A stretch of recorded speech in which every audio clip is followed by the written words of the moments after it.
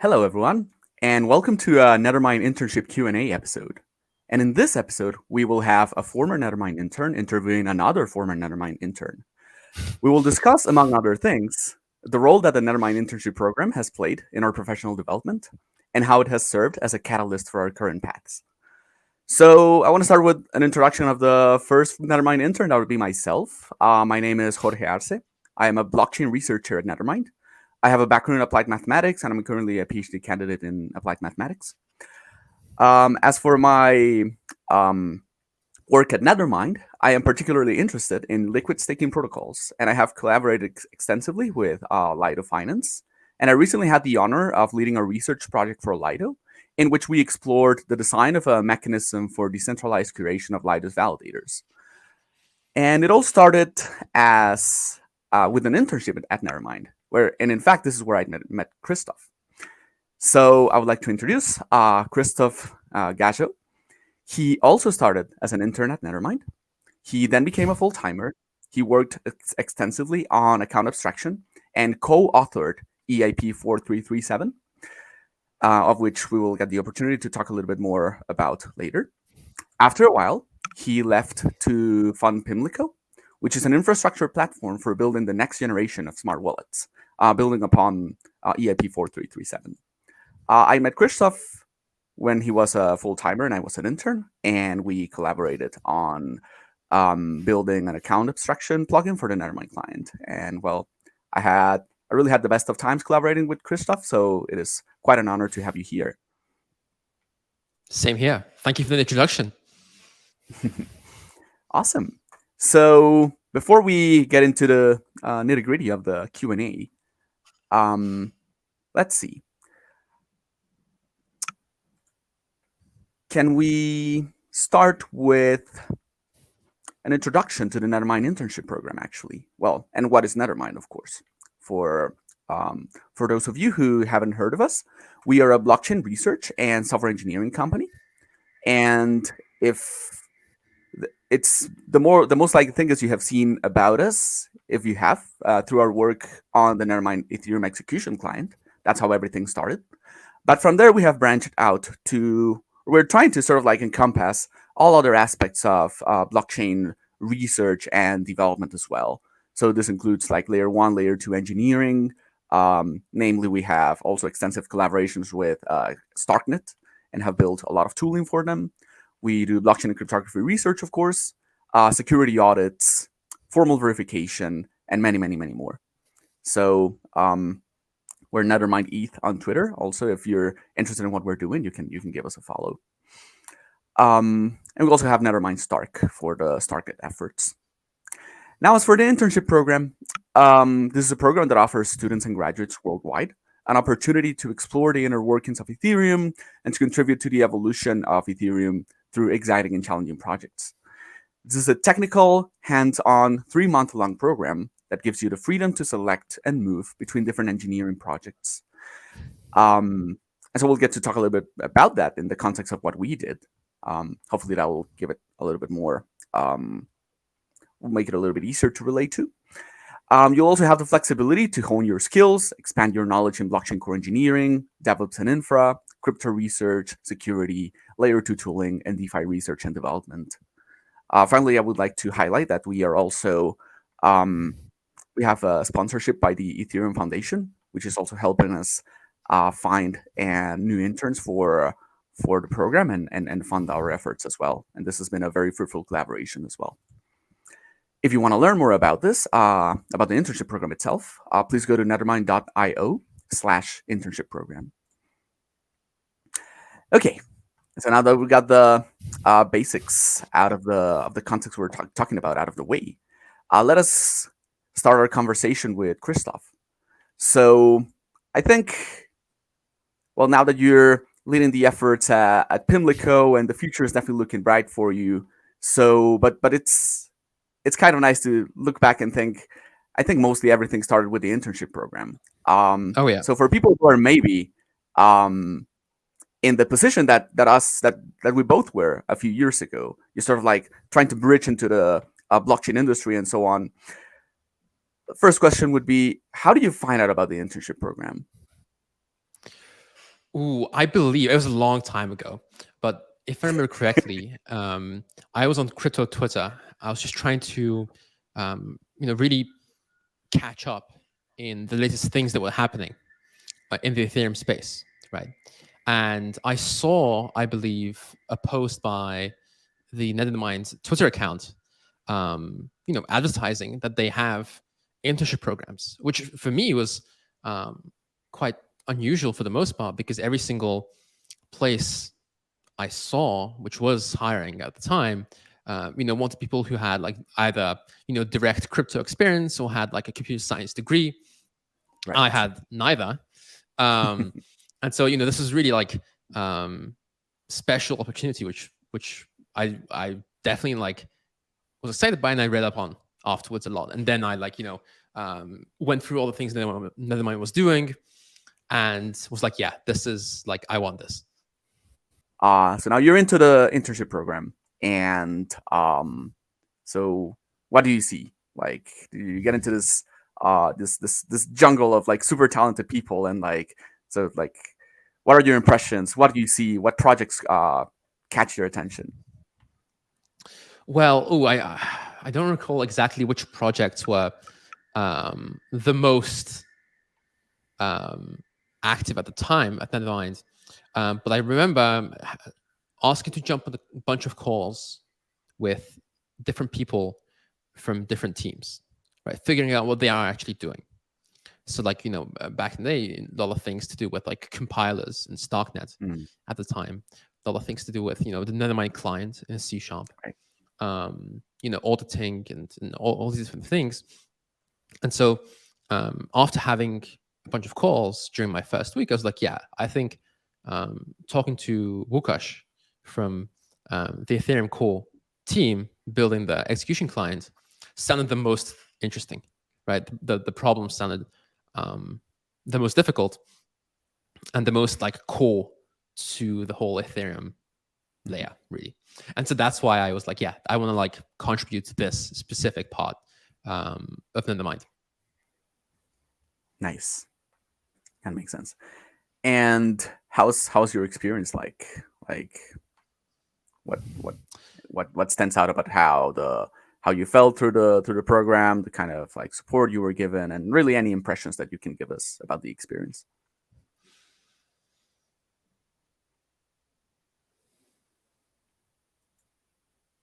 Initially, because of the type of project that I wanted to contribute to, right, Nethermind clients, I had to start from basically ground zero, Ethereum understanding, to building up all that knowledge about how Ethereum works under the hood.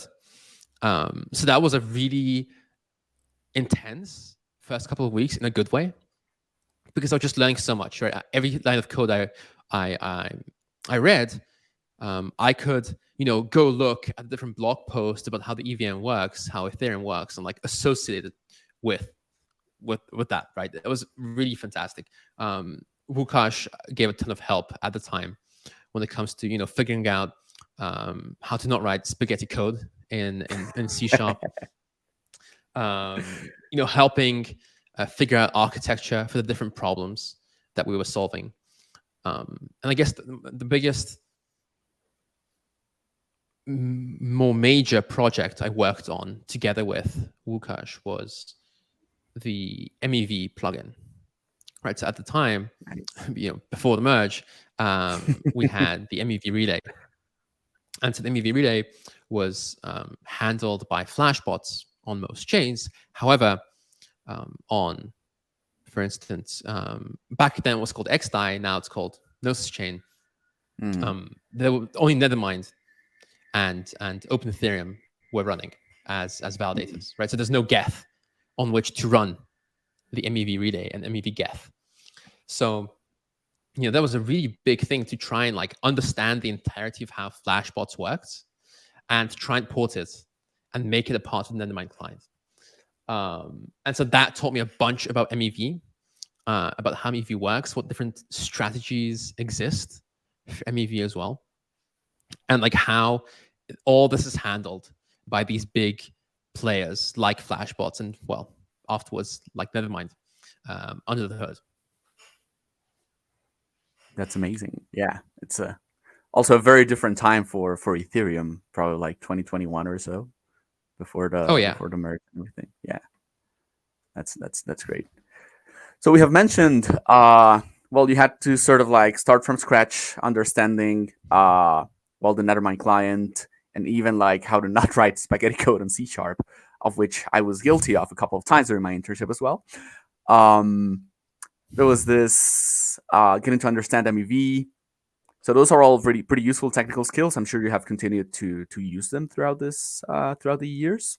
Now, are there any others that you would highlight? Any other technical skills that you acquired during the internship? yeah. I feel like after the internship, I had a really intuitive understanding of how Ethereum worked. Like any extra knowledge I gained after, I was able to fit it in very nicely into Right. that foundation I built during the internship. So it's like a bird's eye view of Ethereum that you could get from working on all these different pieces. Exactly. Yes. Yeah, Yeah, exactly. it's And so like it was that, once you have that intuitive understanding, it's like everything becomes so much easier, because now it's not just like a new piece of information coming and being lost in the sea of like confusion. But it's now like, okay, this is like this. Okay, now I understand how like Merkle trees work, but I already understood what that entails, right? That Merkle tree allows you to sort of prove that a like leaf node is part of a the Merkle tree in a way, and it's like right. what that means for Ethereum, right? That you can like build blocks on top of each other and like all these different ideas, but like you can understand that without understanding how exactly a Merkle tree is written in code, right? But once you do, it gives you even more understanding. So like examples like these where you're able to like fit new knowledge very easily. Mm-hmm. And so I guess afterwards, after the internship, I did some work on the merge as well. Mm-hmm. And so, it was significantly more easy to get started with that, because I was able to build on the foundation I had about how proof of work Ethereum worked, and just like modify that model slightly to figure out how proof of stake Ethereum can change the architecture that we already have. Absolutely. This is a really good insight. Like, I think looking back, this is also something I got from the internship program. Like, we can, I guess, talk all day about specific technical skills that you could get from that, but I think a really useful part is like there's this huge, like gigantic, and it gets bigger and bigger by the like every month puzzle, and that is Ethereum, right? And so starting out is like you're just looking at a bunch of pieces, like just ripping them out of the bag, and you need to put everything together, and it can be a really daunting and like overwhelming prospect. And so, like in the Nethermind internship program, like it does a really good job of sort of like finding the edges of that puzzle and putting them together for you. I would put it like that. And like you may not know everything, but now you have like a notion of where you can start to fit the pieces, where you need to go deeper in the technical knowledge that you want to acquire. It's very hard to know everything there is to know about Ethereum, but it really gives you sort of like that framework for you to start building on and sort of like specialize on something. And which is actually what you ended up doing next with the EIP-4337 and account abstraction, I would say. Exactly. I mean, if you read Paul Graham's "How to Do Great Work" article, it turns out I ended up doing something kind of close to that, in the way of like, okay, you get into a field and then you like try and understand how the field is made up, right? And then you start digging and digging and digging until you get to the frontier of the field in some way, right? It's like you get to the place where like no one has figured it out. It's an unsolved problem, and then you're able to like innovate at the frontier of the space, because now you have this understanding, and now you're like dug into all the new developments that are being made, and see like where you as a person can have the most impact. And so I guess that's how I got started in account abstraction. For me, Ethereum user experience, I felt, was the biggest unsolved problem in Ethereum. I felt like there's a lot of amazing, really important problems, to do with like zk rollups, any rollups really, different scaling mechanisms, different staking issues that exist on Ethereum. But for me, I felt like the biggest bottleneck was by far the lack of user experience improvements that I guess were missing from Ethereum, right? And so like account abstraction was the medium through which I, as a core developer and core researcher at the time, could contribute the most, I felt. Right. I think this is good to zero in a little bit more, because I remember the first time I was assigned to, or I learned about account abstraction, and I saw it as a very interesting way to get involved with core engineering, but I wasn't really grasping the implications of account abstraction at the time. So you motivated very nicely by coming back to the problem, which is like user experience. And I think we are a little bit used to, especially we've been in Ethereum for a while, we're a little bit used to some of the sort of like the nuisances of dealing with Ethereum, right? And we don't even think about it. But if you're thinking about really making Ethereum something as welcoming, that it really spearheads like a financial revolution, or like it becomes it leads to mass adoption, we have a long way to go. So like, what is it about user experience that you would say is so bad that maybe we are like fish in the water and we don't notice what we what is all around us, right? Like, what is about user experience that Ethereum needs to improve at the moment? Oh, so many things. I'm just gonna scratch the surface, barely scratch the surface. Web3 is jittery, right? And if you want to get started on Web3, the vast majority of the applications, how do they start? Connect a wallet. Okay, click connect wallet. Okay, choose one. Okay, you don't know any of them. You don't know what's the difference between MetaMask, what the hell Wallet Connect even is. Okay, I guess you click MetaMask. Great. You install it. You spend those 10 minutes trying to get it up and running. You have to save your seed phrase. You might take a screenshot. Don't do that. But you might also write it down if you sort of if you do it correctly.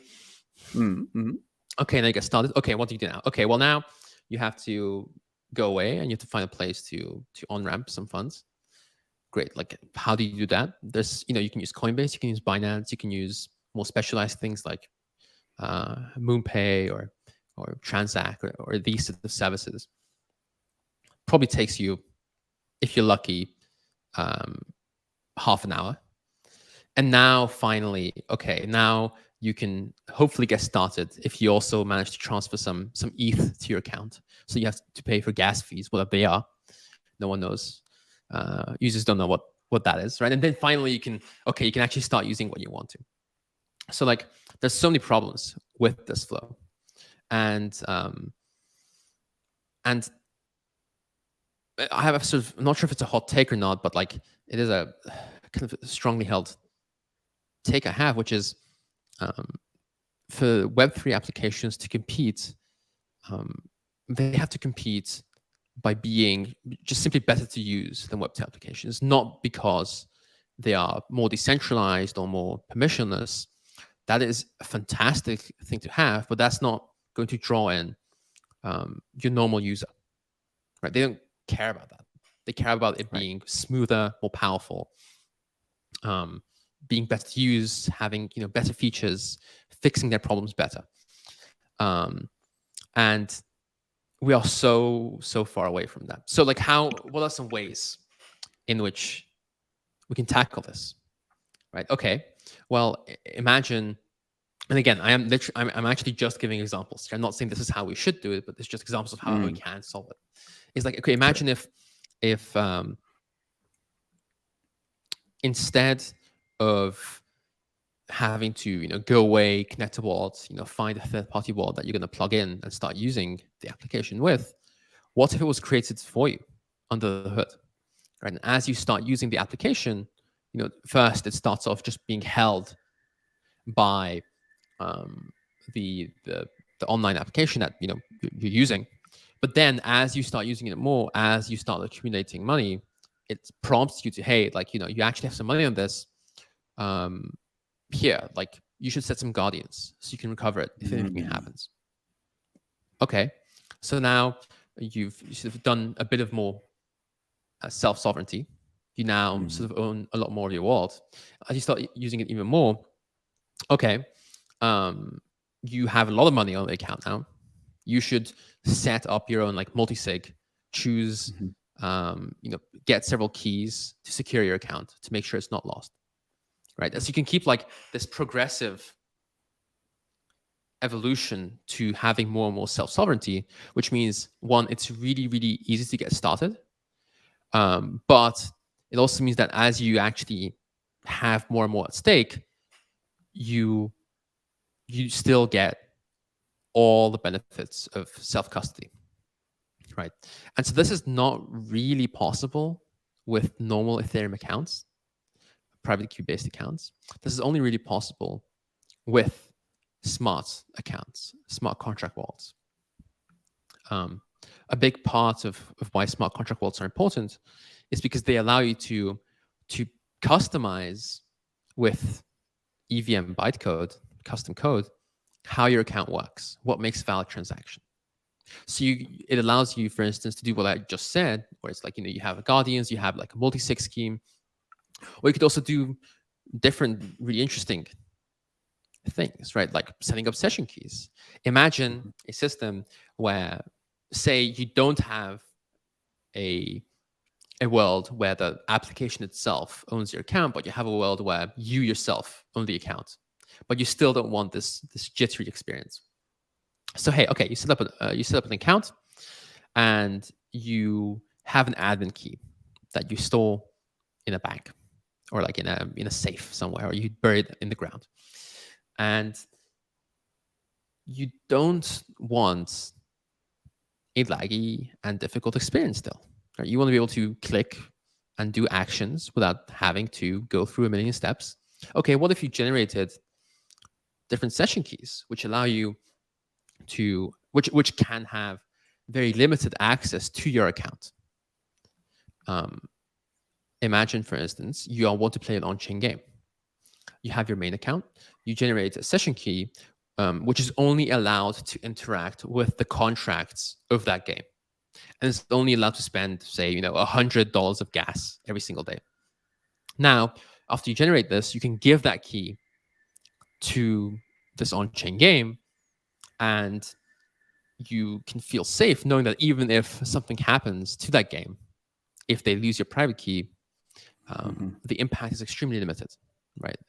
Maximum $100 drained, can only interact with the contract, can't siphon any funds from your account. So it's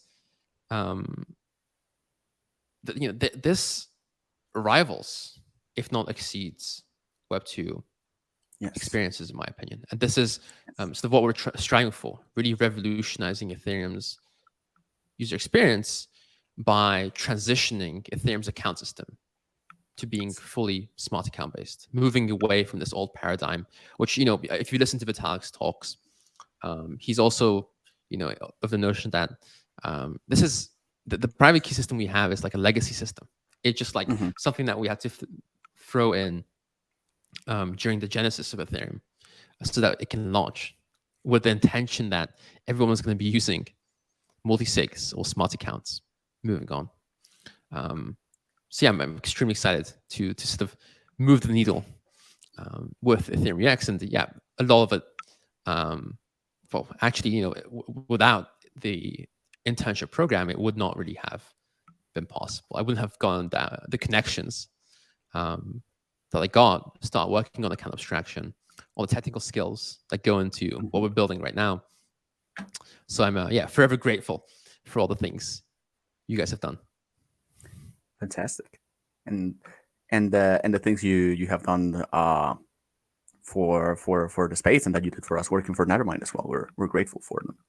Now the people listening to the episode may have noticed we sort of like had this little intermezzo on like more of a technical subject. It was really necessary so that we can explain why this journey that we're describing is important. In particular, like the problem that's being tried that Kristof is trying to solve, and then only then we can make sense out of the tools that he's using to solve the problem, right? Because so you had all of this, you learned all these things from the internship, then you transitioned into full time, and I think this is where you started thinking about the UX problem, and where you started thinking about account abstraction as well. Is that correct? I would say not yet. I did some work still on the MEV plugin, but then I started working on the merge, and it was during the merge when during my work on the merge, Right. which was in like, kind of middle to a couple of months from during like middle to late 2021, when I really started taking a step back. I was like, okay, what's the most important problem that we are facing right now? So that's really when. Nice. So like after addressing the merge, which was like sort of like the biggest the most important thing to tackle at the moment, and then you realize like, okay, after this, UX is top priority. Yeah, Something and like this that. was, to be clear, this was like a year before the merge actually happened, right? So it was just like I was trying to think ahead, like, okay, after we are done with this, what's going to be next? What's going to be missing from the ecosystem? Cool. So now we can address a question that maybe has been in a lot of people's minds as we have been going through this conversation. Account abstraction. We have talked a lot about account abstraction, and it's a tool you can use to address the UX problem, I would say. But how does this work exactly? Like, what is it about account abstraction that makes it useful to build these smart wallets that you have described as a way to make the user experience in Ethereum much healthier for users? Awesome. So there's a lot of terms floating around. Account abstraction, I like to think of as a very technical, engineering-focused term. Account abstraction is a concept in Ethereum, is a movement, if you want to call it that, which means going away from an architecture where the protocol itself defines how accounts work, and moving towards a system where you define yourself how your account works. To be specific, the Ethereum protocol for private key accounts defines how gas payments work, right? You pay all the gas up front, and then you get refunded some back. And this all happens in ETH, right? It defines how nonces work. It defines, that a transaction is either valid or invalid. There's no like valid, but can only do this, right? Which is something that we really come to expect from the tools, from the accounts in Web 2 that we have. Account abstraction is like, okay, you define what makes a valid transaction with custom code. And so you're able to really iterate extremely fast because you're not held back by the protocol layer, and develop completely new account systems. You want to add session keys to your account? Add it. You want to add a multisig? Add it. You want to add a signer to multisig? You can do that. You want to pay with ERC20 tokens?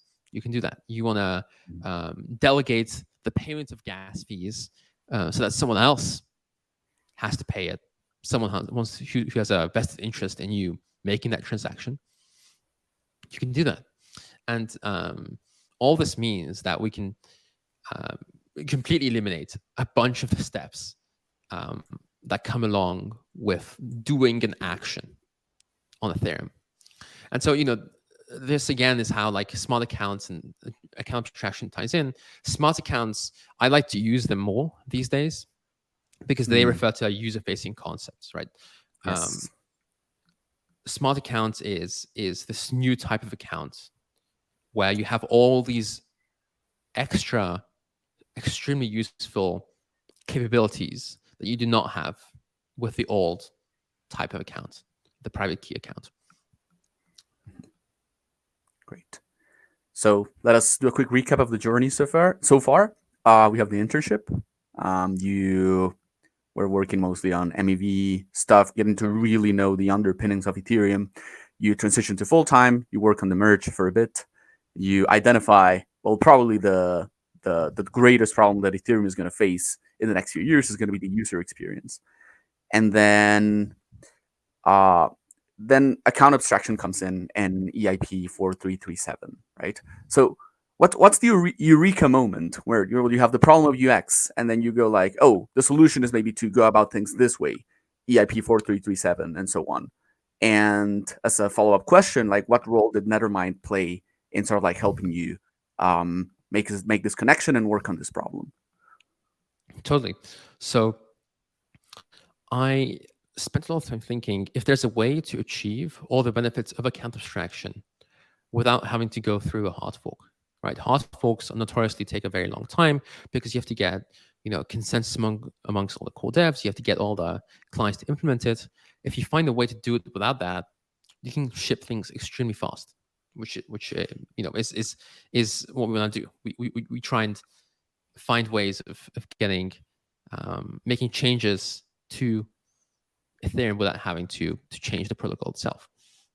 So I was thinking about this, and then talking to Tomasz, Tomasz was like, "Oh, that's really interesting," and he sent me over a post, a HackMD post that was made by Vitalik, I believe, where he in a couple paragraphs just like wrote down a potential way of how user operations might work, right? A way where you have this singleton contract, which is now called the entry point, which can sort of route and validate user operations. And so it was a very sort of bare bones document. But because of that, I sort of reached out and there became a group chat where I believe it was me, Vitalik, Yoav, and Dror, who were ideating a bunch on how we can actually make this happen. And obviously, like when it comes to Nethermind, it was really because of Tomasz that I got connected to all these amazing people who were also thinking about the exact same problem. And it was a lot of the reputation of Nethermind that gave me enough legitimacy so I can be like, yeah, I actually I kind of hopefully know what I'm doing and I can contribute a bit to this. Cool. Yes. So these are some of the least, I guess the benefits from the internship program that you and sort of like being part of this experience that maybe they're not as just bullet points of technical skills that you acquired. Well, first of all, getting the big picture of how Ethereum works in a way that allows you to assimilate knowledge much faster from that experience. And second, all of these connections that you got and being connected to interesting sources of knowledge and interesting people to make something like EIP-4337 happen, right? So I think that also played a very influential role in how your career direction ended up going. Oh, yeah, absolutely. Cool. Now, we describing the whole path that you have taken so far. You have the internship, full-timer. You stumble upon the UX problem. You stumble upon account abstraction as a way to address this problem.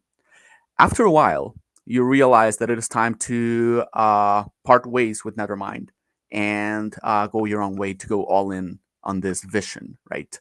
And this is how Pimlico is born, correct? That's right. Exactly. So, yeah, tell us a little bit more about this sort of like new phase post Nethermind of Pimlico. In particular, we're curious about. I think we have the full vision of what's the problem, what's the sort of tools that you're using, And I guess now we are left wondering with like, what are the challenges that you're facing nowadays trying to make this happen?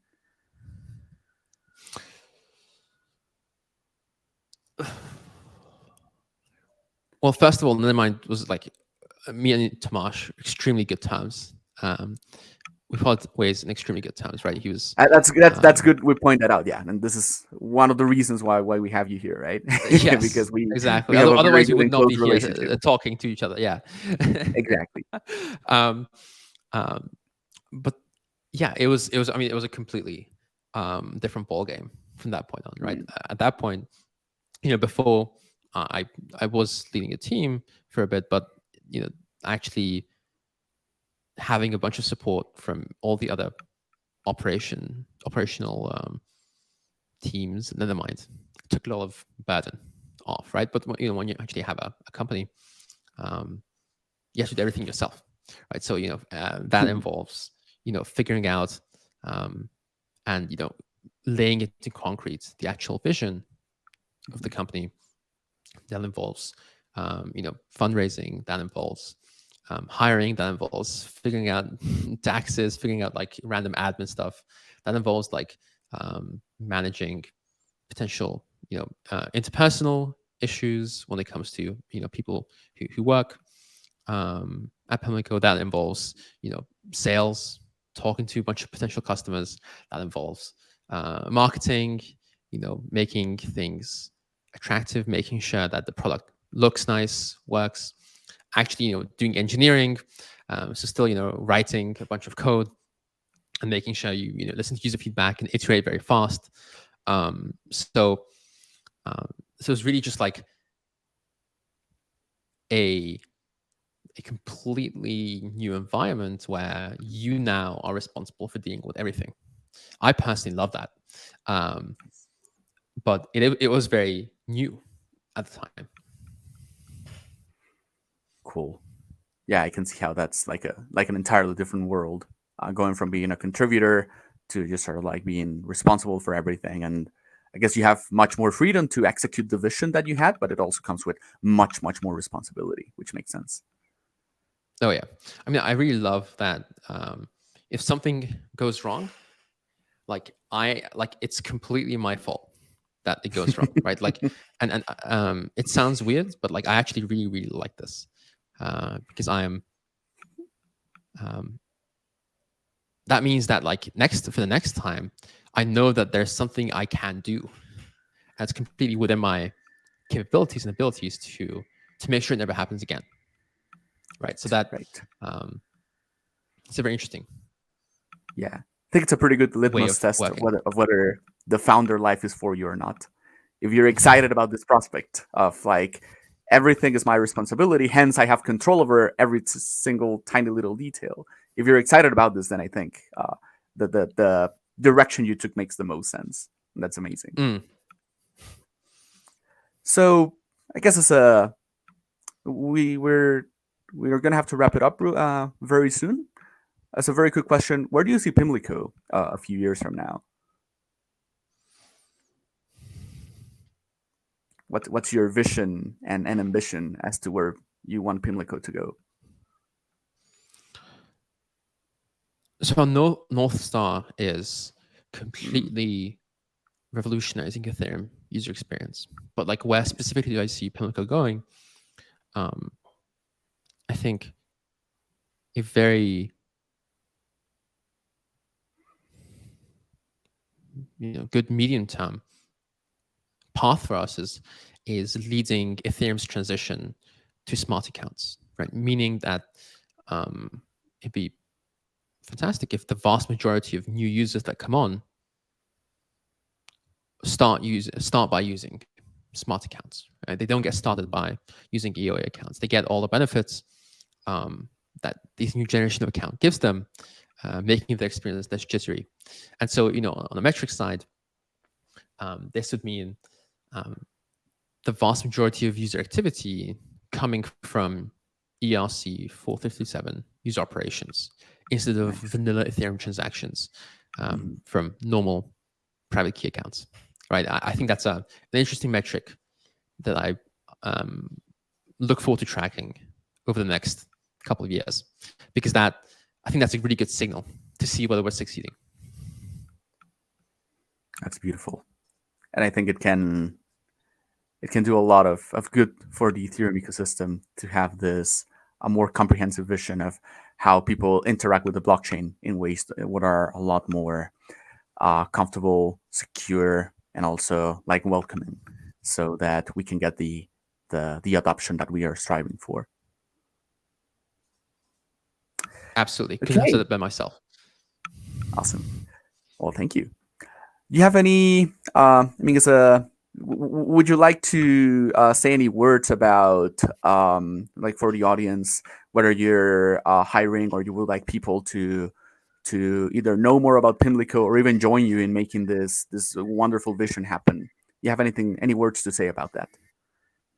Oh, absolutely. So we are hiring right now. We're really focused on that, on assembling a world-class team to execute on the mission. Trying to keep things lean, trying to keep it under 8 to 10 people. Yeah, I think we have a lot of runway. We're not going to die anytime soon, and we're extremely dedicated to this mission. So we're hiring founding engineers and founding DevOps engineers. So if any of those two stand out as something you might be interested in, then you can visit jobs.pimlico.io to learn more.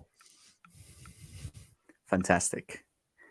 So, ladies and gentlemen, this was Kristof Gazso, really an example of how far a journey with the Nethermind Internship Program can take you, and like a testament to the fact that the sky's the limit when you have the right tools, the right guidance, and sort of like the right infrastructure to get you started in this wonderful space that is Ethereum. And we at Nethermind are doing our best to provide this with the Nethermind Internship Program.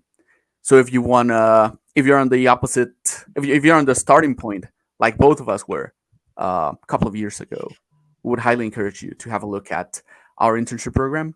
Just go to, as we had said before, go to nethermind.io /internship program, I think, or navigate around nethermind.io, and you'll see what we're doing, what we're currently interested in, and also jobs and that we have open at the moment. Thank you very much once again, Kristof. It was an honor. Best of luck at leading Pimlico. Amazing. See you later.